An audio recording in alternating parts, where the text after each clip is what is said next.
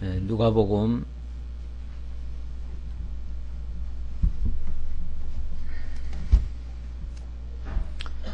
11장 43절입니다.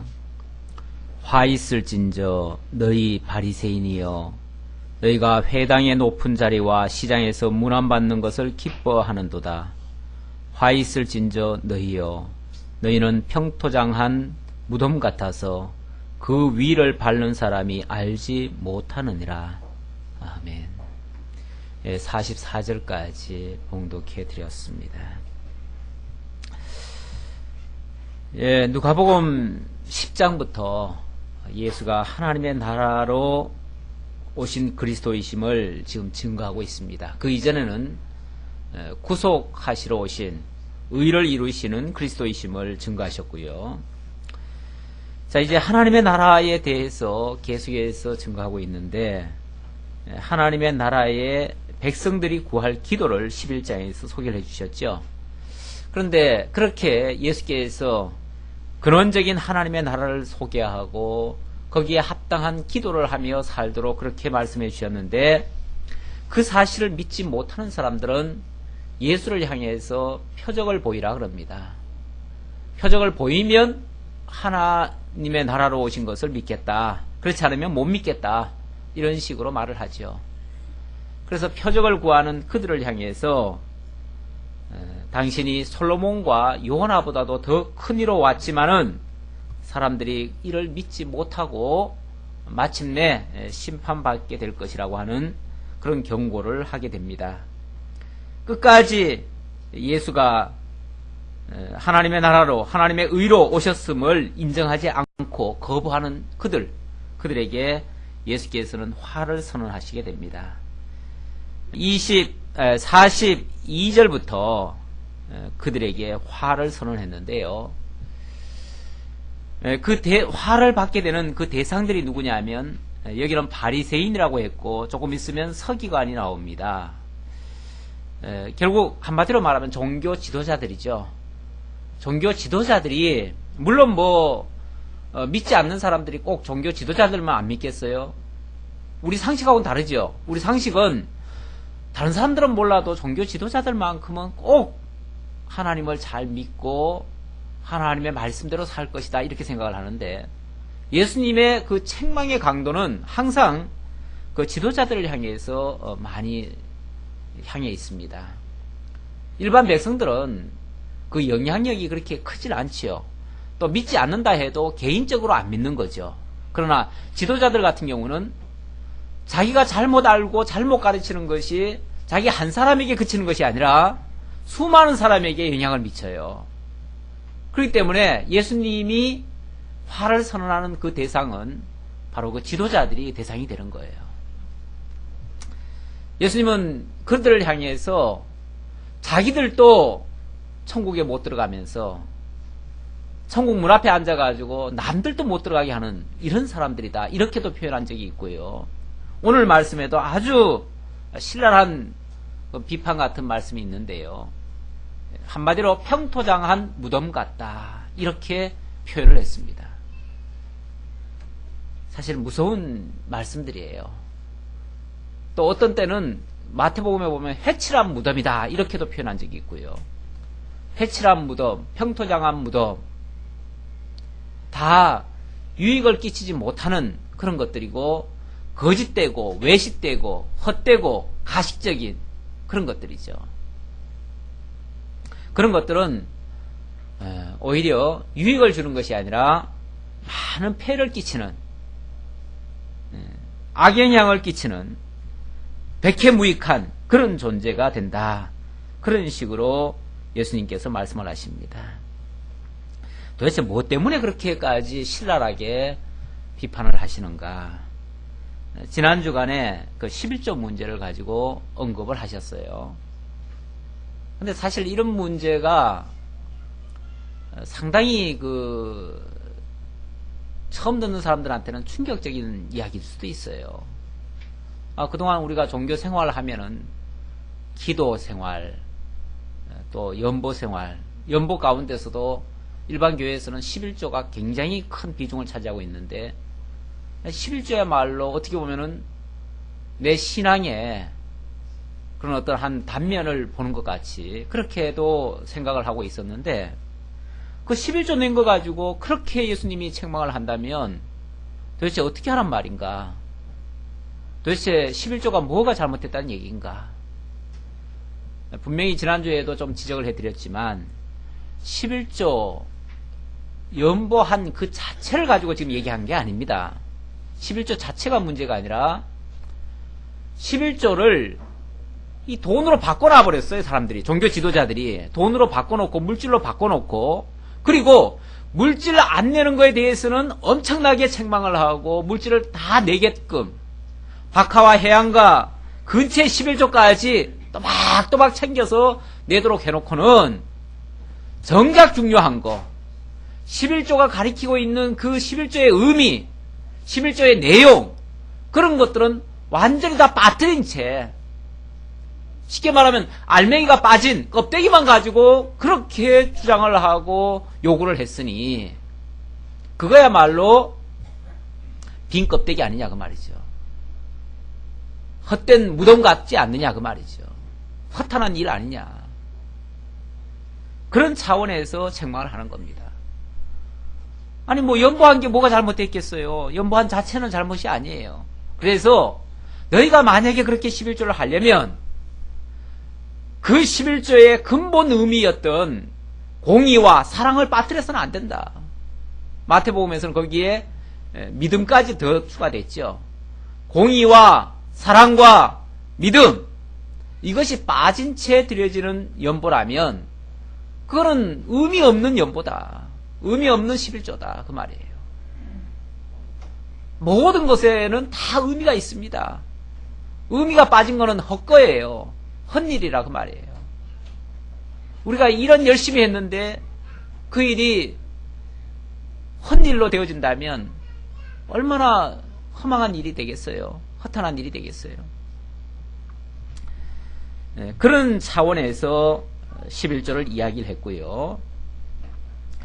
네, 오늘 43절에는 거기에 이어서 하시는 말씀입니다. 이어서 하시는 말씀인데 뭐 연장선이라고 이해하셔야죠. 화 있을진저 너희 바리새인이여 너희가 회당의 높은 자리와 시장에서 문안받는 것을 기뻐하는도다.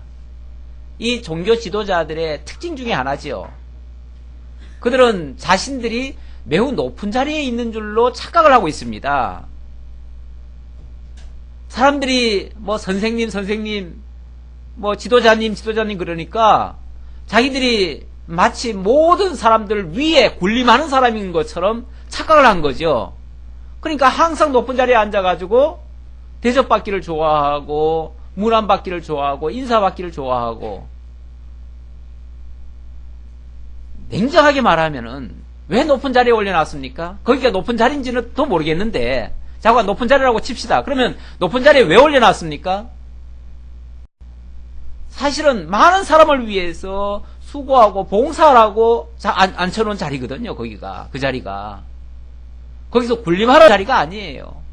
남을 지배하라는 자리가 아니에요. 남을 이용하고 남에게 대접이나 받으라고 앉혀놓은 자리가 아니라 그 말이에요. 물론 세상의 일들이라고 하는 것은, 세상 일들은 보면은 지위가 높으면 높을수록 군림합니다. 다스립니다. 지배합니다. 왜냐하면 세상은 그야말로 힘 있는 자가 모든 것을 장악해요. 힘 있는 자가 장악을 했으니까 그 힘 가지고 내리누르는 거죠. 그거는 세상 원리입니다. 그야말로 동물의 세계입니다. 동물의 세계는 원래 강자가 독식하는 세계예요. 무엇이든지 힘 있는 자가 다 차지할 수 있어요. 힘 있는 자가 차지하고 빼앗고 다 먹고 혼자 다 즐기고 부와 명예와 영광을 다 취할 수 있어요. 세상에서는 힘 있는 자가. 그러나 하나님의 나라는 그런 나라가 아닙니다. 지금 여기서는 계속해서 하나님의 나라를 지금 얘기하고 있는 것이니까, 하나님의 나라는 세상 나라와 같지 않다. 그러니까 우리가 상식적으로 지금까지 알고 있던 것과는 정반대의 얘기를 지금 하고 있을 수도 있어요. 그래서 때에 따라서는 이 말씀을 처음 듣는 사람은 충격적일 수 있어요. 완전히 거꾸로 된 얘기를 하네.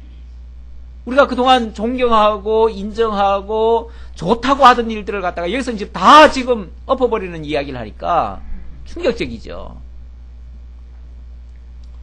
아니 당연히 지도자라면, 종교 지도자라면 존중을 하고 대접을 하고 인사하고 문안하고 접대하고 하는 것이 당연한 거 아니냐. 그건 상식으로 그냥 알고 있는 거예요, 대부분. 그런데 그걸 지금 예수님께서는 책망을 하시면서 화 있을진저 그들을 향해서 화를 선언하십니다. 화는 저주가 실제로 드러나는 걸 화라고 하죠.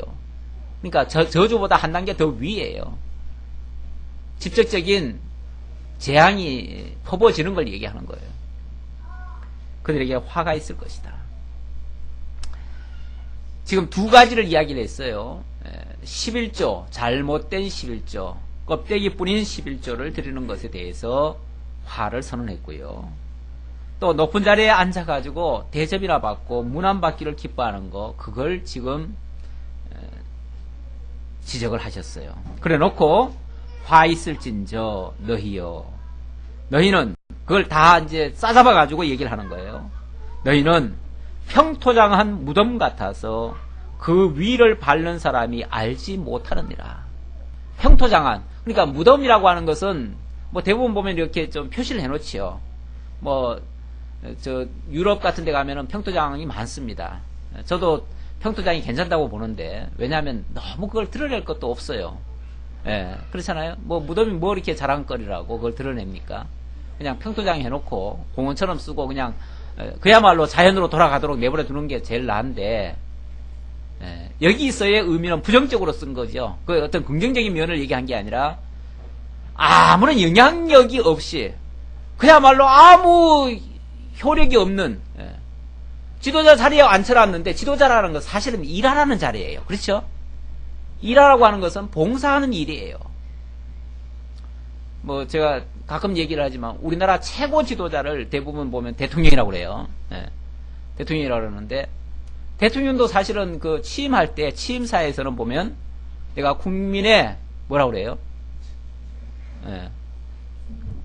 그렇죠. 국민의 뭐 종처럼 섬기겠다, 열심히 섬기겠다, 그렇게 사실은 선언을 하고 시작했어요. 그런데 막상 그 자리에 들어가 보면은 섬기는 자리가 아니라 뭘로 바뀌어요? 조금 있다가 이제 뭐 모든 걸 다 다스리는, 모든 걸 자기가 모든 힘을 다 가지고 있는 것처럼 착각을 하게 되는 거죠. 근데 세상은 그렇다고 봐요. 세상은 그럴 수도 있다고 봐요. 하나님의 나라는 그렇지 않다고 말해요. 하나님의 나라, 세상은 그럴지언정 세상은 어차피 뭐 짐승의 세계와 크게 다를 거 없으니까, 원리적으로는 어차피 힘 있는 자들이 세상 권력은 다 차지하게 돼 있으니까, 뭐 그건 세상의 원리가 그러니까 그렇다라고 치는데, 우리 하나님의 나라는 그렇지 않다고 말해요. 하나님의 나라만큼은 그야말로 섬기도록, 어리고 약하고 힘없는 자들 섬기라고 그렇게 세워놓은 자리라고 말해요.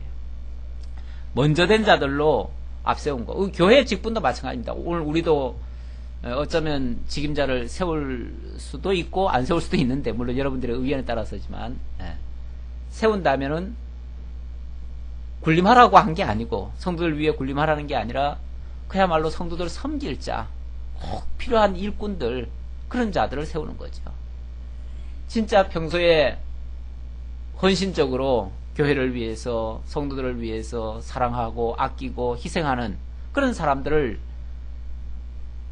그 직분을 주는 거죠. 그러니까 이 교회 직분은 절대로 군림하는 직분이 아닙니다. 그야말로 섬기는 직분이에요. 봉사하는 직분이에요. 그 일을 하라고 맡기는 일이에요. 사실은 교인들이 부탁하는 거죠. 우리를 위해서 이렇게 봉사해 주십시오. 우리를 위해서 이렇게 희생해 주십시오. 좀 먼저 배우셨으니까, 먼저 깨달으셨으니까 우리를 위해서 좀 앞장서 주십시오.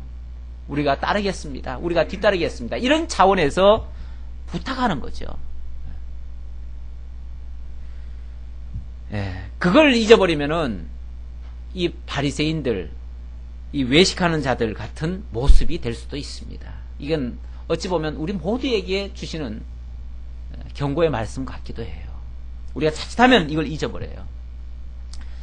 가장 높으신 분, 가장 크신 분 중에 바로 예수님이 이 세상 그 어느 분보다도 가장 크신 분인데, 가장 높으신 분인데, 그분이 어떻게 하셨습니까? 그분의 본을 우리가 봐야죠. 그분이 어떻게 하셨어요? 그는 원래 하나님이셔요. 하나님이신 분이 하나님의 보좌에서 정말 영원토록 군림하실 분이시죠. 그런 분이 이 땅에 오셨습니다. 이 낮고 천한 곳에 이 땅에 오셨어요. 그걸 기념하는 날이 12월 25일인데 이제 그날도 얼마 안 남았습니다. 그것을 우리가 잊지 말자고 해마다 한 번씩 성탄절을 지킵니다. 그런데 예수님께서 그 높으신 지위에 계신 그분이 이 땅에 오셔서 이 땅에 오셔가지고도 정말 군림할 수도 있지만은 그분은 군림하신 것이 아닙니다. 군림하신 것이 아니라 오히려 가장 낮은 자리로 내려오시고 가장 낮은 자들과 오히려 친구가 되시고 그들을 위해서 자신을 희생하시고 봉사하시고 심지어 죽기까지 하셨습니다. 그래서 이런 부분을 착각하고 있는 제자들에게도 그렇게 예수님이 당부하신 말씀이 있습니다. 마태복음 20장 25절인데요. 제자들은 예수님을 따라다니다 보면 예수님이 이제 앞으로 한 자리 하실 거고 그러면 우리도 높은 자리에 올라갈 것이다. 그럼 우리도 떵떵거리고 살 수 있을 것이다. 이렇게 착각들을 하고 있었어요. 그러니까 그들을 향해서 예수님께서 하시는 말입니다. 20장 25절 제가 한번 읽어드릴게요.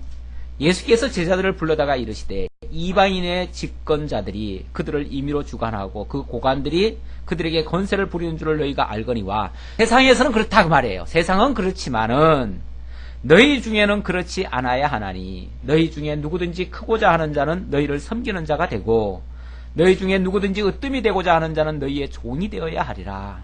예. 정말 크고자 하고 으뜸이 되고자 한다면 하나님의 나라의 큰 자로 있기를 원한다면 당연히 너희는 종이 되어야 하고 섬기는 자가 되어야 한다. 이렇게 말했습니다. 28절 인자가 온 것은 내가 온 것도 그렇다 그 말이에요. 내가 온 것도 섬김을 받으려 함이 아니라 도리어 섬기려 하고 자기 목숨을 많은 사람의 대속물로 주려 함이니라. 내가 온 것도 섬김 받으러 온 게 아니고 많은 사람들에게 내 목숨 주려고 왔다. 그냥 말로 그걸 립 서비스라고 그러죠. 말로 이렇게 잘 해드리는 그런 차원이 아니고 그야말로 몸으로 봉사하는데 어디까지 봉사를 하느냐 하면 당신이 죽기까지 죽음으로써 저들을 살리는 데까지 그렇게 봉사하시는 일을 하셨단 말이에요. 진짜 그런 자들이 하나님 나라의 일꾼입니다. 하나님 나라의 일꾼. 지금 여기 잘못된 지도자들, 거짓 지도자들, 위선자들 그들을 자꾸만 들먹이는 이유는 하나님 나라의 참된 일꾼을 지금 이야기하려고 하는 거예요. 지금 계속해서 하나님 나라의 원리를 계속해서 설명하고 있습니다. 마태복음 23장 8절에도 좀 유사한 말씀이 있는데요. 거기는 이런 말씀이 있어요. 거기는 스스로 자꾸만 자기를 높이고자 하는 자들에게 하는 말입니다. 그러나 너희는 랍비라 칭함을 받지 말라. 너희 선생은 하나이요 너희는 다 형제니라. 예. 우리 교회 안에서도 내가 좀 더 높은 자다. 목사가 교회에서 제일 높은 자다. 이렇게 착각하는 경우가 종종 있어요. 특히 목회자들 중에서 그런 경우가 많아요. 많은데 예수님께서는 절대로 너희들 스스로 랍비라 칭함을 받지 말라. 랍비가 원래 선생이라는 뜻입니다. 왜냐하면 너희는 다 형제니라. 우리가 다 직분을 갖다가 여러 가지를 주었으니까 어느 직분이 있고 어느 직분이 있으니까 이 직분은 제일 높고 이 직분은 고다음이고 이 직분은 또 고다음이고 이렇게 무슨 서열이 있는 것처럼 이렇게 착각하기가 쉬운데 그렇지 않다는 거예요. 하나님의 나라의 직분은 그야말로 일하기 위한 직분이지 그렇게 다스리기 위한 직분이 아니라 그 말이에요. 일을 하려니까 그 은사에 맞는 일을 해야 되니까 직분은 필요해요. 직분은 필요한데 그 직분이 더 우월하지는 않다 그 말이에요. 신부는 하나님 앞에서 모두가 다 하나님의 자녀들이고 또 우리들끼리는 전부 다 형제라는 거죠. 우리들끼리는 전부 다 형제고 땅에 있는 자를 아비라 하지 말라. 너희 아버지는 하나이시니 곧 하늘에 계신 자시니라. 또한 지도자라 칭함을 받지 말라. 너희 지도자는 하나이니 곧 그리스도시니라. 진짜 지도자 그리스도밖에 없다는 거예요. 모두가 다 그리스도로부터 공급을 받아가지고 그리스도의 본을 받아서 그리스도의 그 제자들로서 함께 살아가는 자들이지. 나는 직접 그리스도에게 직접 받고 너희들은 내 제자가 되고 그래서 너희들은 내게 배우고 나는 그리스도에게 배우고 이렇게 하는 게 아니라 그 말이에요. 우리나라 교단 중에 보면 그리스도의 교회라고 하는 교회가 있어요. 물론 뭐 지금 현재 어느 교파에 있는 그 그리스도 교회를 얘기하는 건 아니고 그리스도의 교회라고 하는 그 교파가 따로 하나 있어요. 있는데 그렇게 교세가 크지는 않아요. 크지는 않은데 거기 목회자들은 자기가 그리스도께로부터 직접 이 선택받은 자라고 그래요. 자기만 그리스도와 직접 내통을 해요. 쉽게 말하면 내통을 하고 자기는 그리스도에게 직접 권세를 받았기 때문에 그 권세를 가지고 보내심을 받은 자라고 그래요. 자기가 그리스도께로부터 보내심을 받은 자라고 그러고 보내심을 받은 자가 이제 성도들을 다스리는 거예요. 그러니까 그리스도권을 대행해가지고 자기가 행동을 하는 거죠.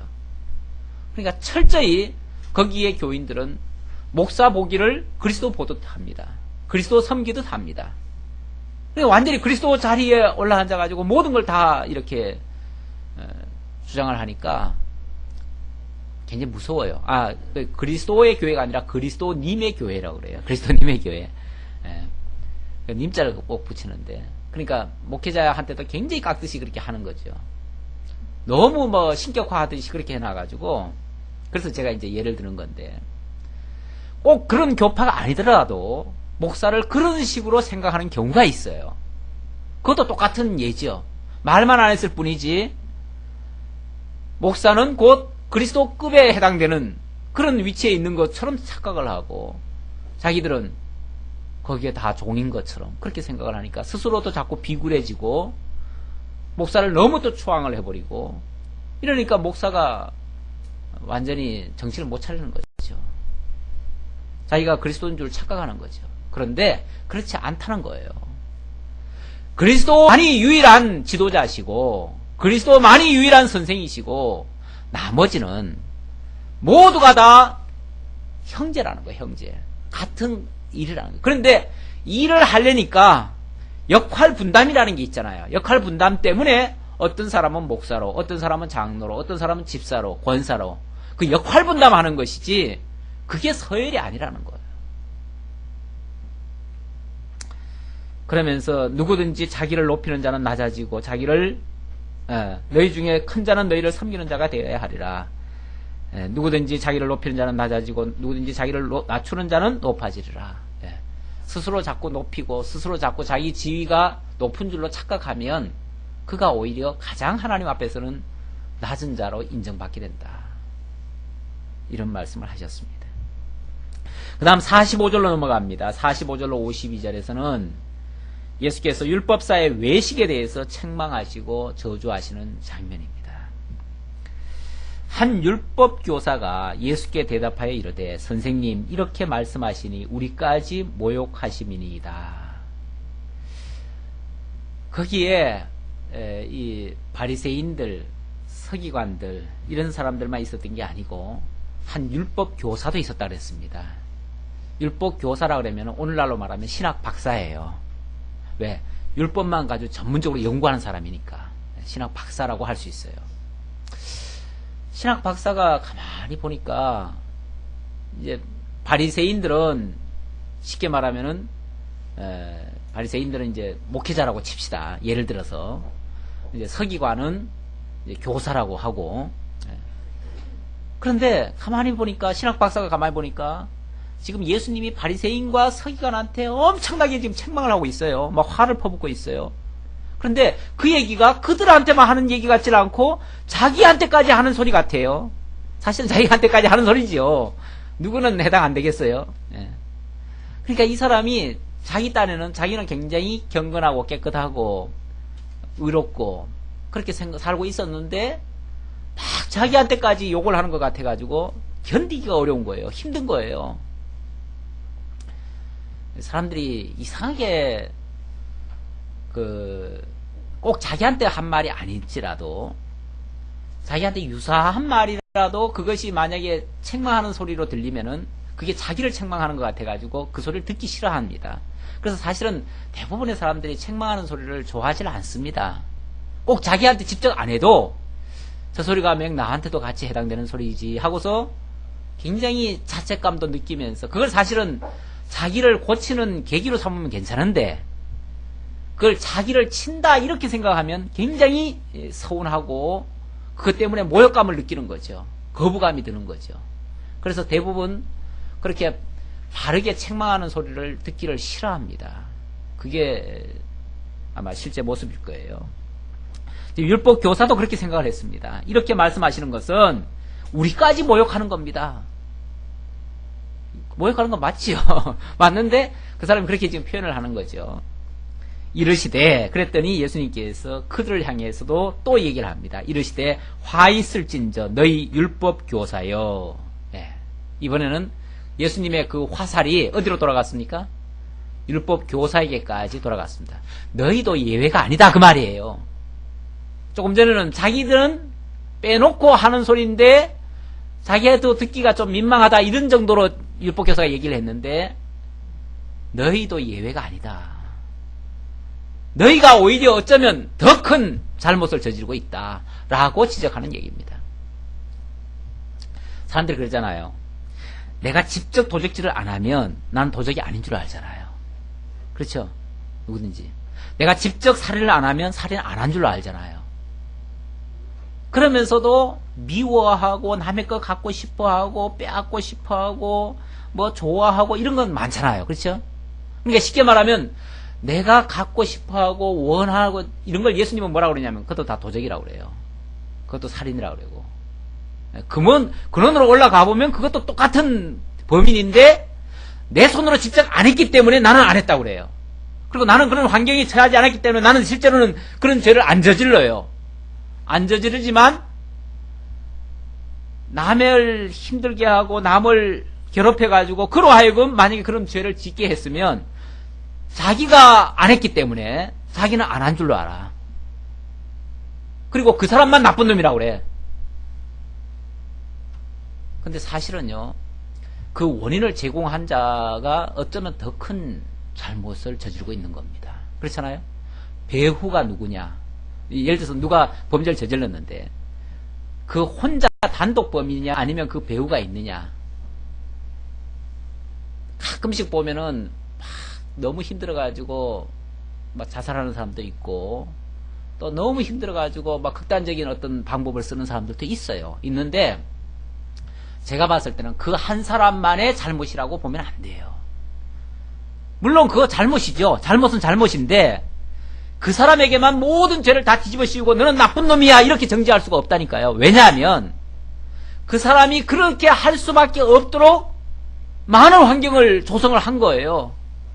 사회적으로 간접살인을 많이 한 거예요. 실제로 그렇게 몰아간 거예요. 몰아가서 결국 죽게 만든 거예요. 그랬으니까 그 책임이 사실은 그 배후에도 많이 있는 겁니다.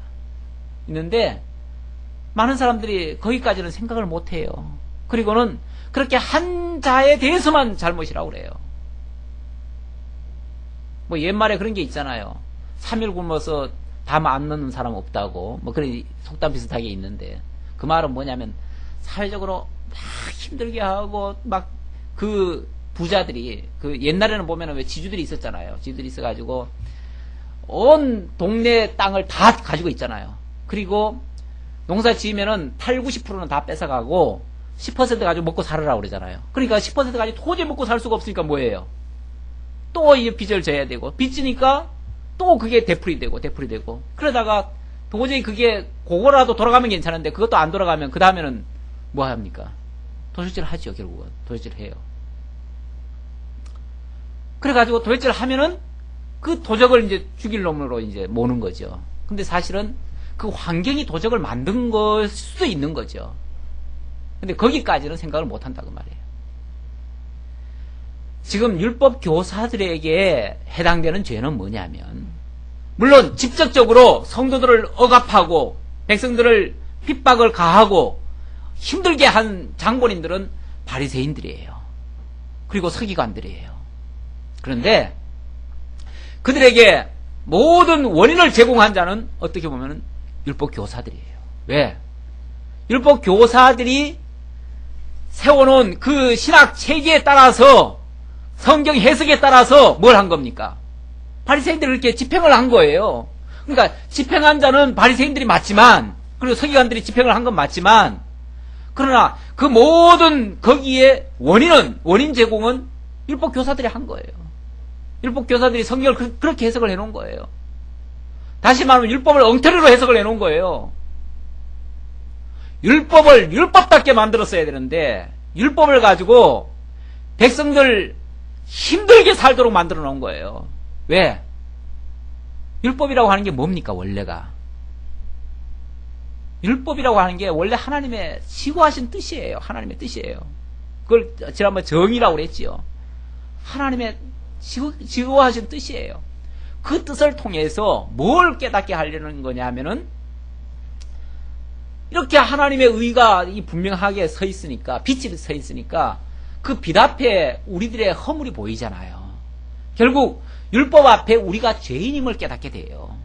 그렇죠? 우리가 죄인임을 깨닫게 되고, 그 율법을 도저히 지켜서는 살 수 없다는 것을 알고는 우리로 하여금 살 길을 찾아서 그리스도에게로 달려가도록 만들어요. 우리를 은혜로 인도하는, 이제 몽학선생이라고 그래요. 몽학선생이란 말이 뭐냐면, 원래 옛날에 보면은 부잣집들에 보면은 집사들을 세워가지고 아기를 학교에다 데려다 주는 역할을 했어요. 보모죠, 한마디로. 보모 역할을 했어요. 그들이 바로 몽학선생이에요. 그러니까 올바른 곳으로 인도하는 역할을 하는 것이 율법이에요. 그 올바른 곳이 어디냐면 결국 그리스도예요. 그리스도에게로 인도하는 길잡이 역할을 해야 돼요. 몽학선생의 역할을 해야 돼요. 그래서 참으로 하나님의 은혜가 그로 말미암아 오는 것을 깨닫고 그만을 의지하도록 만들어야 돼요. 그런데 이 율법 교사들이 율법을 이상하게 해석을 해가지고 율법을 우리가 지켜서 의롭게 되는 걸로 가르쳤어요. 그러니까 그걸 아무리 지켜도 의롭게 됩니까? 안 되죠.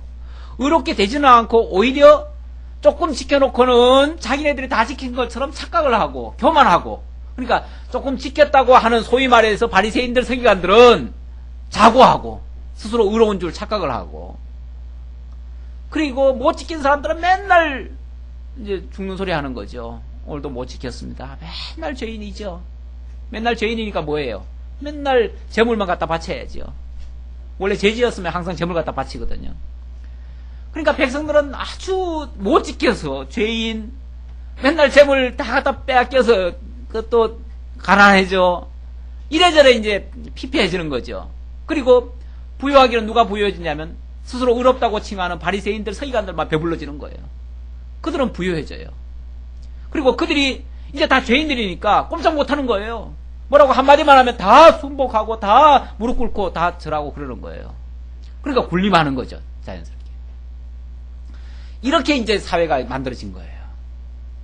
누가 잘못하는 바람에. 율법 교사들이 율법을 이상하게 해석하는 바람에. 율법을 잘못 해석해가지고 그리스도에게로 인도하는 것이 아니라, 하나님의 사랑을 가르쳐주는 것이 아니라, 하나님의 은혜를 가르쳐주는 것이 아니라 결국 무거운 짐으로 지웠어요.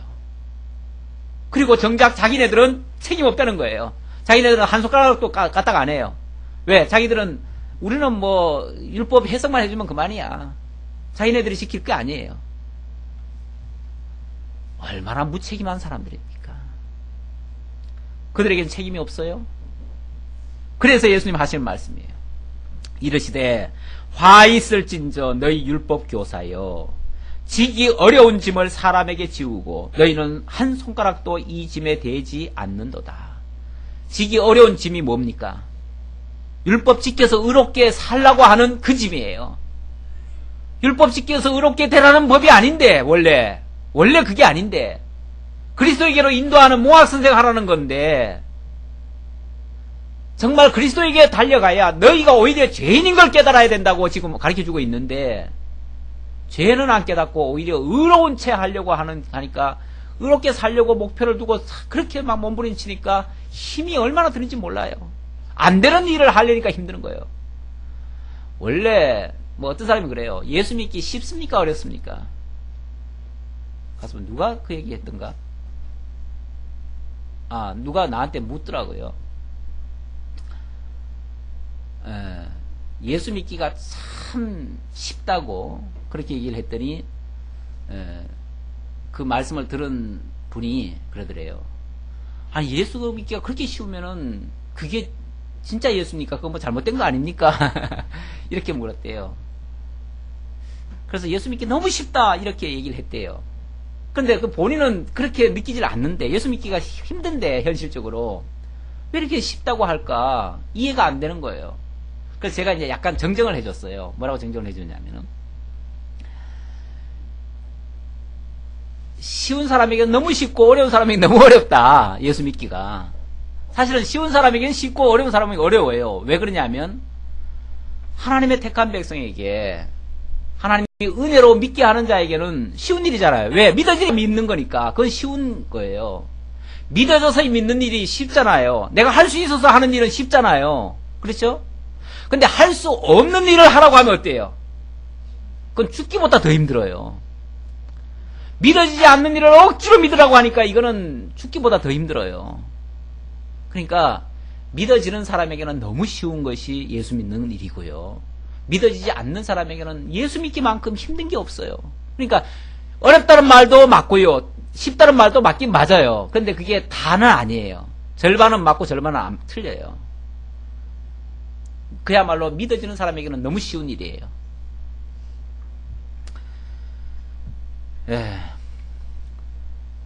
그런데 이 사람들은 자기들이 또 할 수 없는 걸 갖다가 남에게만 짐을 막 몽땅 지워놓고는 자기네들은 손가락도 안 했다. 이게 이중적인 태도죠. 이중적인 잣대죠. 화 있을진저 너희는 선지자들의 무덤을 만드는도다. 그런데 여기서 그치지 않습니다. 이 사람들의 죄는요 한술 더 떠요. 왜 한술 더 뜨냐면 이들은 선지자들의 무덤까지 만들었대요. 이게 무슨 소린가? 그들을 죽인 자도 너희 조상들이로다. 너희 조상들이 선지자들까지도 죽였다. 무슨 소리냐면 율법에 대해서 이스라엘 백성들이 많은 오해를 했습니다. 오해를 하고 그러다 보니까 율법에 결국은 다 저축이 돼가지고 범죄에 빠지게 됐거든요. 그리고 범죄에 빠지니까 하나님께서 비상으로 쉽게 말하면 하나님이 기존에 주셨던 그 율법 가지고 백성들이 지금 개선이 안 되니까 하나님이 비상으로 누구를 보냈냐면 선지자들을 보냈어요. 그러니까 선지자들이 왔다고 하는 것은 비상사태입니다. 사실은 비상사태에 선지자들을 보내요. 비상사태에 선지자를 보내서 회개하라 이렇게 외치고 너희들이 다 하나님 앞에서 지금 죄인이 됐다. 너희들이 율법을 다 오해를 하고 엉뚱한 방향으로 가가지고 지금 다 망하게 생겼다. 그러니까 회개해라. 이렇게 지금 선언을 했습니다. 이 선포를 했어요. 그랬더니 율법 조금 안다고 하는 누가? 소위 말해서 율법 교사들이 지도자들이 저놈 지금 엉뚱한 소리 하고 있다. 저놈 지금 미친 소리 하고 있다. 우리가 지금 율법 밥사들인데 우리가 알고 있는 하나님은 그런 하나님이 아닌데 왜 저렇게 말하느냐. 왜 우리가 잘못했다고 회개하라고 하느냐. 저놈 죽여야 된다. 그래가지고 선자들을 죽였다는 거예요. 실제로 많이 죽였죠? 선지자들마다요, 핍박을 받고 많은 죽임을 당했습니다. 누구한테? 지도자들한테 당했어요. 네. 백성들은 선지자가 오면 다 환영합니다. 백성들은. 그런데 율법을 안다고 하는 자들이 선지자들 다 죽였어요. 높은 지도자들이. 왜? 자기들하고 안 맞다고. 자기들 군림하는데 거리 낀다고. 그렇게 해서 다 죽였어요. 그게 바로 선지자들의 무덤을 만든 거예요. 과거에도 그랬고 지금도 그렇다는 거예요. 지금도. 결국은 예수의 최대 정적은 누구겠어요? 바로 이 율법 교사들이에요. 율법 교사들. 백성들은 다 좋아해요. 예수님 다 좋아하는데 이 율법 교사들을, 물론 앞에서 말했던 바리새인들, 서기관들, 그 다 통틀어서 다 종교 지도자들이죠. 종교 지도자들이 결국은 예수를 죽이는데 앞장을 섭니다. 참 아이러니하지요. 아이러니해요. 자, 이와 같이 그들은 죽이고 너희는 무덤을 만드니, 너희가 다 공범들이다 그 말이죠. 만드니 너희가 너희 조상이 행한 일의 증인이 되어 옳게 여기는도다. 너희들 그 선조들이, 그 종교 지도자들이 선지자 죽인 걸 너희들은 다 정당하게 생각하지? 그게 다 공범이야. 이런 식으로 지금 말씀하는 거죠. 그러므로 하나님의 지혜가 일렀을 때 내가 선지자와 사도들을 그들에게 보내리니 그 중에서 더러는 죽이며 또 박해하리라 하였느니라. 이게 다 하나님의 말씀대로 된 거다 그 말이에요. 하나님의 지혜가 일렀는데, 지혜가 일렀다는 말은 이미 하나님이 그렇게 다 약속을, 그렇게 예고를 다 했었다 그 말이에요. 창세 이후로 흘린 모든 선지자의 피를 이 세대가 담당하되 곧 아벨의 피로부터 제단과 성전 사이에서 죽임을 당한 사갈의 피까지 하리라. 내가 너희에게 이르노니 과연 이 세대가 담당하리라. 과연 이 세대가 담당한다는 말은 아벨로부터 사갈의 피까지 모든 의인들의 피가 절정에 다다라가지고 이제 마지막 의인으로 오시는 예수 그리스도가 그 피값으로 당신이 마지막에 희생당할 것이다. 그럼 절정 아닙니까? 예수님이 당하시면 절정이죠. 이제 그 절정을 예수님 당대에서 맛보게 될 것이다 그 말이에요. 지금까지는 다 예고편이었습니다. 아벨에서부터 사갈의 피까지 그 많은 선지자들을 무수한 종교 지도자들이 죽였는데 그건 다 예고편이에요. 예고편. 누구에 대한 예고편? 마지막 참 선지자 예수를 죽일 것에 대한 예고편이었어요. 이제 마지막으로 너희가 거기에 대한 확증을 할 건데 이제 너희가 날 죽일 거다 이 말이에요. 사실 무서운 말이죠. 무서운 말인데 뭐 죽이면은 승리할 것 같지만 그게 승리가 아니라 영원한 패배지요. 죽인다고 승리가 아닙니다. 세상은 죽이면 승리죠. 하나님의 나라는 죽이는 게 승리가 아니에요. 섬기는 게 승리죠. 남을 짓밟으면 오히려 가장 낮은 자리로 내려갈 거예요. 하나님의 나라에서는 그렇습니다. 오히려 가장 낮은 자리에서 섬기는 자가 가장 높은 자가 될 것이라 그랬습니다. 자, 53절로 54절 거기까지는 마저 해야죠. 예. 서기관과 바리새인들이 예수에 대해서 책 잡으려고 이제부터 이제 다 합세해가지고 협공을 하는 겁니다. 협공. 예수를 협공해서 예수 잡아 죽이려고 하는 겁니다. 거기서 나오실 때 이렇게 말씀하신 다음에 거기서 나왔어요. 나오실 때에 서기관과 바리새인들이 거세게 달려들어 여러 가지 일을 따져 묻고 따져 묻습니다. 예수님에게 막 여러 가지로 질문하고 거기에 대한 답변을 듣다 보면은 뭔가 한 가지라도 뭐가 나올까요? 걸릴만한 게 나오겠지요. 그렇게 해서 따져 묻는 거죠. 계속 공박을 하고 따져 물으면은 왜 사람들 같으면 그러잖아요. 사람들 같으면은 좀 실수도 하잖아요. 여러 말을 하다 보면은 그 중에 걸릴 말이 하나 있잖아요. 이번에도 뭐 국회에서 막 이렇게 국회의원들이 싸웠다는데 동영상을 이렇게 배포를 했다고 그래요. 나는 안 봤어요. 나는 안 봤는데 뭐 말에 의한즉 그렇더라고요. 네. 자기들 유리한 것만 이렇게 보여주는 거죠. 쉽게 말하면 자기들이 맞는 것만 보여주고 때리는 건 안 보여주면 되는 거죠. 그렇죠? 자기들 유리한 대로. 그러니까 여러 가지 사건이 있다 보면 그 중에 걸릴 것도 있고 안 걸릴 것도 있잖아요. 그러니까 자기들 유리한 것만 가지고 지금 이 바리새인들 서기관들이 막 예수께 달려들어가지고 막 공격을 합니다. 공격하다 보면은 그 중에 예수님 말씀 중에 몇 마디 있을 거 아니에요. 그 중에 걸릴 말 그거 딱 잡아가지고 뭐 하면 돼요? 고발하면 되죠. 그렇게 이제 잡으려고 하는 거죠. 그 입에서 나오는 말을 책잡고자 하여 노리고 있더라. 네. 그 강도가 지나가는 사람 노려가지고 낚아채려고 그 목을 지키고 있듯이 그런 식으로 예수님을 잡고자 하더라. 어떻게 해서든지 그 예수님 입에서 나오는 말에 꼬투리 잡아가지고 공격하려고 이렇게 합니다. 그러고 보면 사실 이런 말들이 전부 다 지금 예수님을 단순히 공격하는 차원이 아니라 아까 말씀드렸던 것들이 아까 말씀했던 것들이 전부 다 지금 갑자기 잊어버렸어요.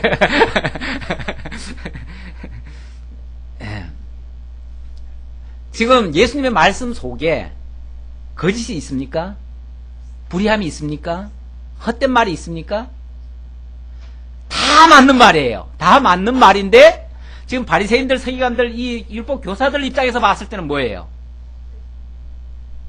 전부 다 자기들한테 걸리는 말이에요. 전부 다 자기들한테 걸리는 말이에요. 아니 우리한테는 걸려도 나한테는 비록 나를 치는 소리라 할지라도 그 말이 맞다면 뭐 해야 됩니까? 양심적으로 말하면 뭐 해야 됩니까? 나는 죄인으로소이다 하고서 무릎 꿇어야죠. 그 자리에서. 왜? 틀린 말이 아니라 맞는 말이니까. 다 맞는 말씀 하셨으니까. 맞는 말씀이면은 그 앞에 무조건 무릎 꿇어야 됩니다. 그렇죠? 근데 사람들이요.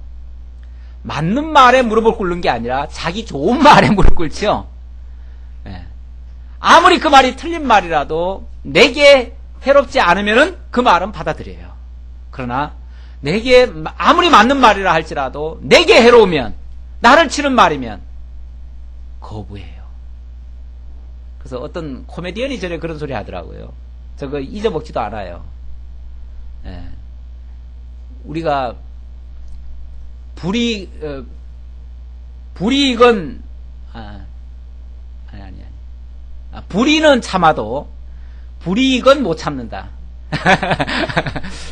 불의는 참는데요. 불의는 왜? 나와 직접 관계 없으니까. 내게 직접 해가 안 되니까 그거는 참을 수 있대요. 그러니까 세상이 막 악하게 돌아가도 그건 얼마든지 참고 다 넘어갈 수 있대요. 그런데 뭐는 못 참아요? 나한테 조금이라도 손해 오는 거, 나한테 불이익이 오는 거, 그게 옳든 그러든 상관없어요. 나한테 손해가 오는 건 못 참아요.